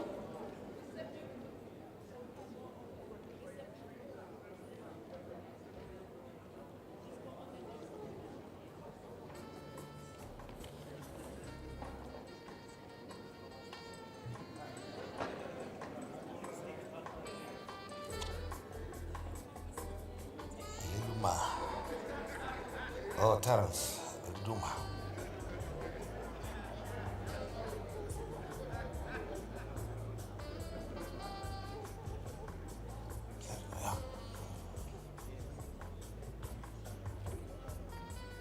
Yes, one more, but no.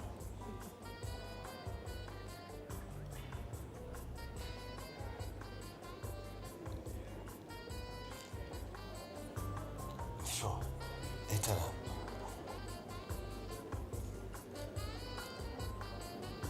Just and we're doing everything. Yeah.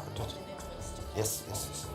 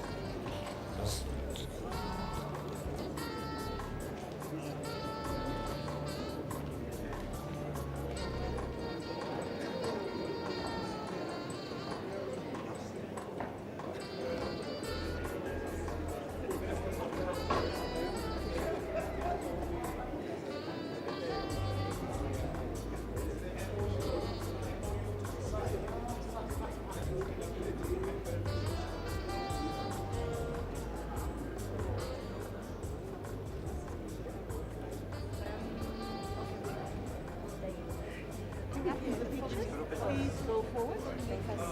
Please go forward.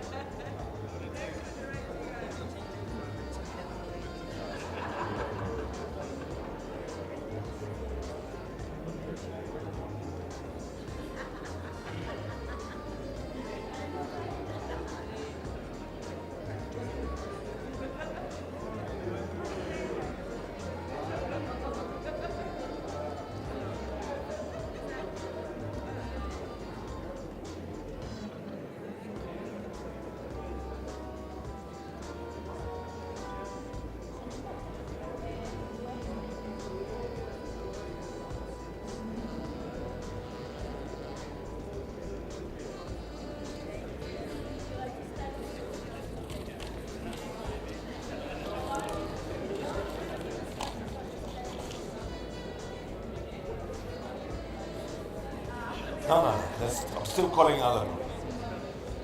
Okay, I hope we've got all the filmmakers representatives here on stage with the president. I hope you made it to the stage. But let's move on.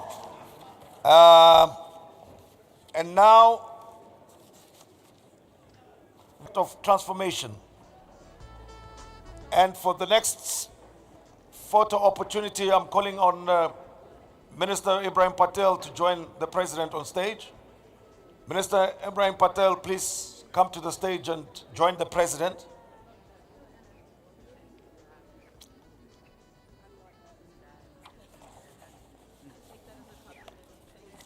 And here we're going to talk about Worker Owners Network, the network of women industrialists, network on localization, network of young industrialists, and black automotive from the evolution of our transport companies, management, Urban Crawl, Masodi Organics, Equal Elm Trading, the Youth, Sasana Studio, Cortex Textiles, Energy Generation Africa, Steam Generation Africa, Ferro SA Holdings, and Beauty Organic Super Soaps.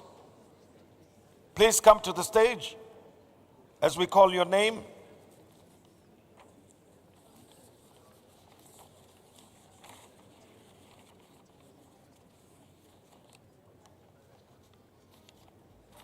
And then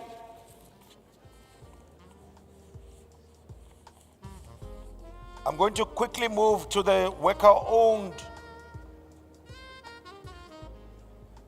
the Worker Owners Network. One fact that we may not know is that over 400,000 South African workers have a stake in the firms they work in, and that progress has been made possible by a responsive legislative agenda, by responsible corporate citizens, and increasingly by many firms who are also incorporating worker representatives in decision-making structures. The following should please make their way towards the stage. Candice Nzeku of Astron, Siyabu Telezi of Consul, Tumisi Tsiro of PepsiCo, Nikmani Amaraka DCLM, Tlabedi Lituka Sibanye Stillwater, Mpo Moyere Gift Antonio Impala Platinum, Melissa Fori Sasso, T Nengovela Cash Build, Andy Deltri Ebo Automotive, Solima Shiani Tato Mashong Simeka Capital, Libusa Mabulwani Opticycle Waste Recyclers, D Governor Selrose Empowerment Staff Trust, Florence Mocheta Afrimat, Elias Pala Mighty Khalushi Coca-Cola, Dulekang Malapani Oceana, Alatambalu ILB Helios, Nomfundo Stirman Rhinoplastics, Jabulo Linda Makarenge Industries, Suleiman Tito Biodelta, Ashish Vema Vie Aluminium, Fabio Monsu Brecon South Africa, Gigs Ngayani SA Switchboard, Cecil Brahma Sun Orange, Stephen Taylor Kruger Berries, Pet Notada Basmark, Pierre Obunye. Please be on standby. The group that you see on stage is the Women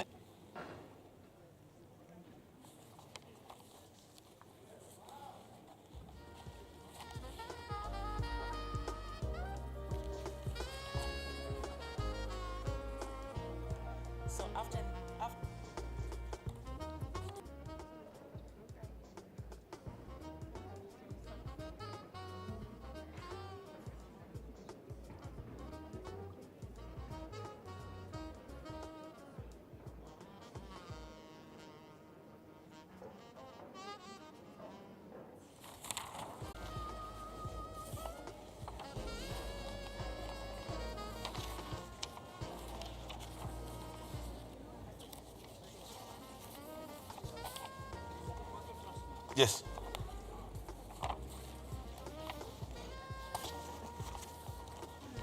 As indicated, the group that we see on stage with the president now, these are representatives of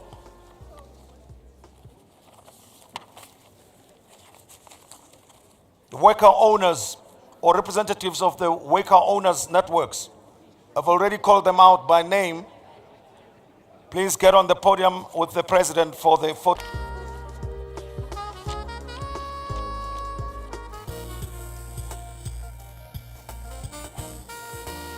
They represent over 400,000 such workers in the country at this stage.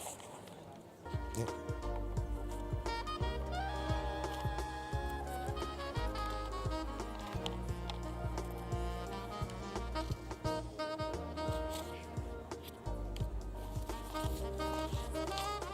That's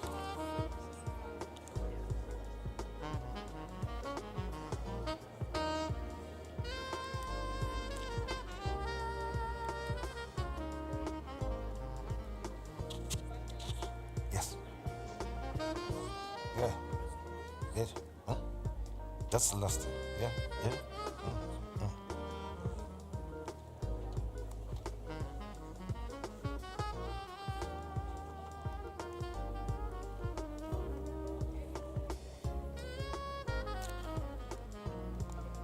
Okay, thank you very much. Now, those are some of the networks that are represented here this morning, and thank you very much to the representatives of the worker network. Thank you. And Mr. President, thank you very much for obliging us with this photo opportunity. The next session is going to focus on strengthening the impact of transformation, what we should focus on, and where we should go. Minister Ibrahim Patel is going to be on stage with the following panelists: Nolita Fakude, the chairperson of Anglo-American South Africa; Elias Munakhe, the president of the Black Belt, to be with you. And Minister Patel, the opportunity is yours. Sabine, thanks so much to for share coming. with us Great having you ideas on how we can strengthen the impact of transformation. Thank you.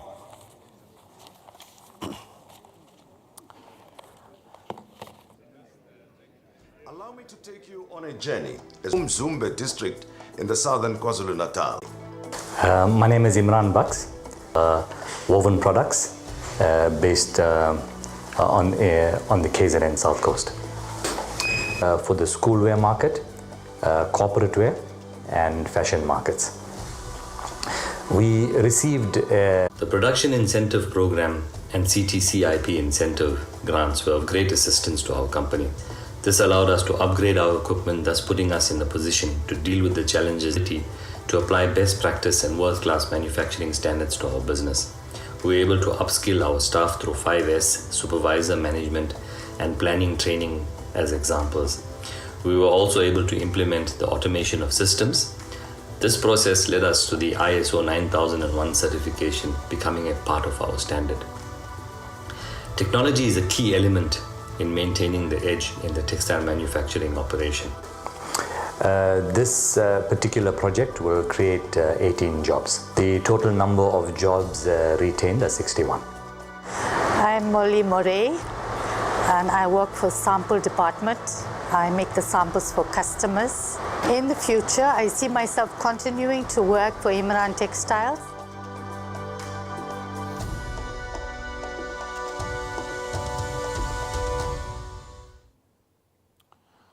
Good afternoon, ladies and gentlemen. We have a very distinguished panel of... The President has referred to the areas that we need to focus on. My question to you is, what do you think we're getting right?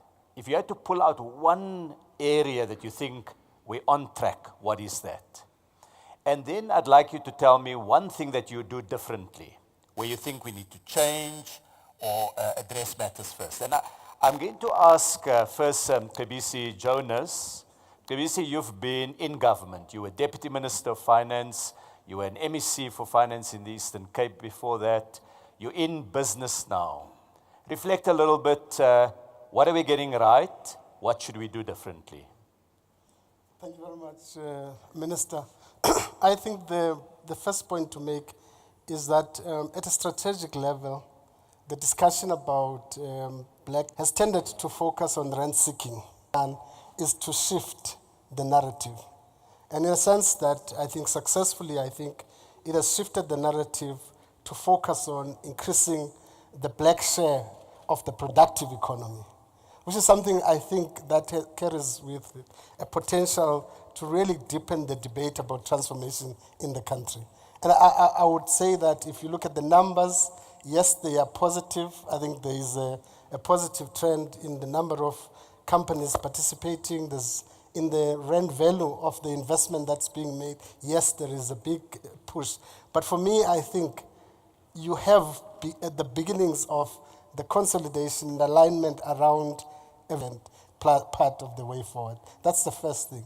The second, I think, success area is you can see there is now emerging an emerging ecosystem developing. I mean, if you think about it, historically there has been no alignment between DFIs on one hand, the IDCs, etc., and all the other DFIs around supporting black industrialists or supporting, for that matter, broad-based black economic empowerment.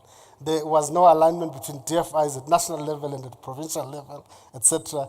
And you can see the success of national DFIs in this area of coordination, which is something that I think the time was in government before I got fired. It was not in existence. And my view is that moving forward, maybe we should consolidate the ecosystem that emerges. The last point is, to date, Black Industrialist Program has always tended to be a public sector debate. And I think what I see changing increasingly now and it's a very important part of the way forward. Black wealth, to date, is a product of government action, whether it's through licensing or what have you. But what the program seeks to do now is to create greater linkage and alignment between some of the initiatives and activities in the private sector and the initiatives in the public sector. Certainly there's a lot to do in that area, but it bodes well for the future. Thanks, Minister. Thank you. Kivisi is also the chair. Have demonstrated is possible. What do you think we're getting right? And what would you change? You've got economic growth with a legal speed that we need. And we know that we are participating as organized labor. Government is also part of it, and also business. So at the level of NEDLEC, I think it's the great work that we have managed to do as the constituencies that are in NEDLEC in driving these 20 industrial master plans. But what we think we should see more in them is black industrialists that are more, it has a potential of creating more job opportunities. And I loved what Cindy raised in the previous panel about the township economy. We seem not to paying much attention to it, and I think buying local is gonna open the taxes. She was saying you have service centers that are not recognized when we buy cars at VW, at Mercedes-Benz, in the dealership. In the number of years of working in the auto industry, have gone back to the township and opened up their service centers, which we are not supporting. We think buying local and also ensuring that the township economy, particularly where black people are, is what should be focused on and boosted. And we think government should pay more attention to it. And lastly also is to ensure that the black industrialists that have already received assistance from government are able to plow back to the economy and also to the black township economy. Because if you're going to have it for yourself, and the cycle does not really take everyone ahead, it will be you and those that are close to you, and the doors seem to be closed for the rest of others, are also going to be playing their part in impacting knowledge and skills, but also financial assistance to those. But Elias Monage, you're a steel maker, you produce steel. You're also the president of the Black Business Council. What? Afternoon, Minister.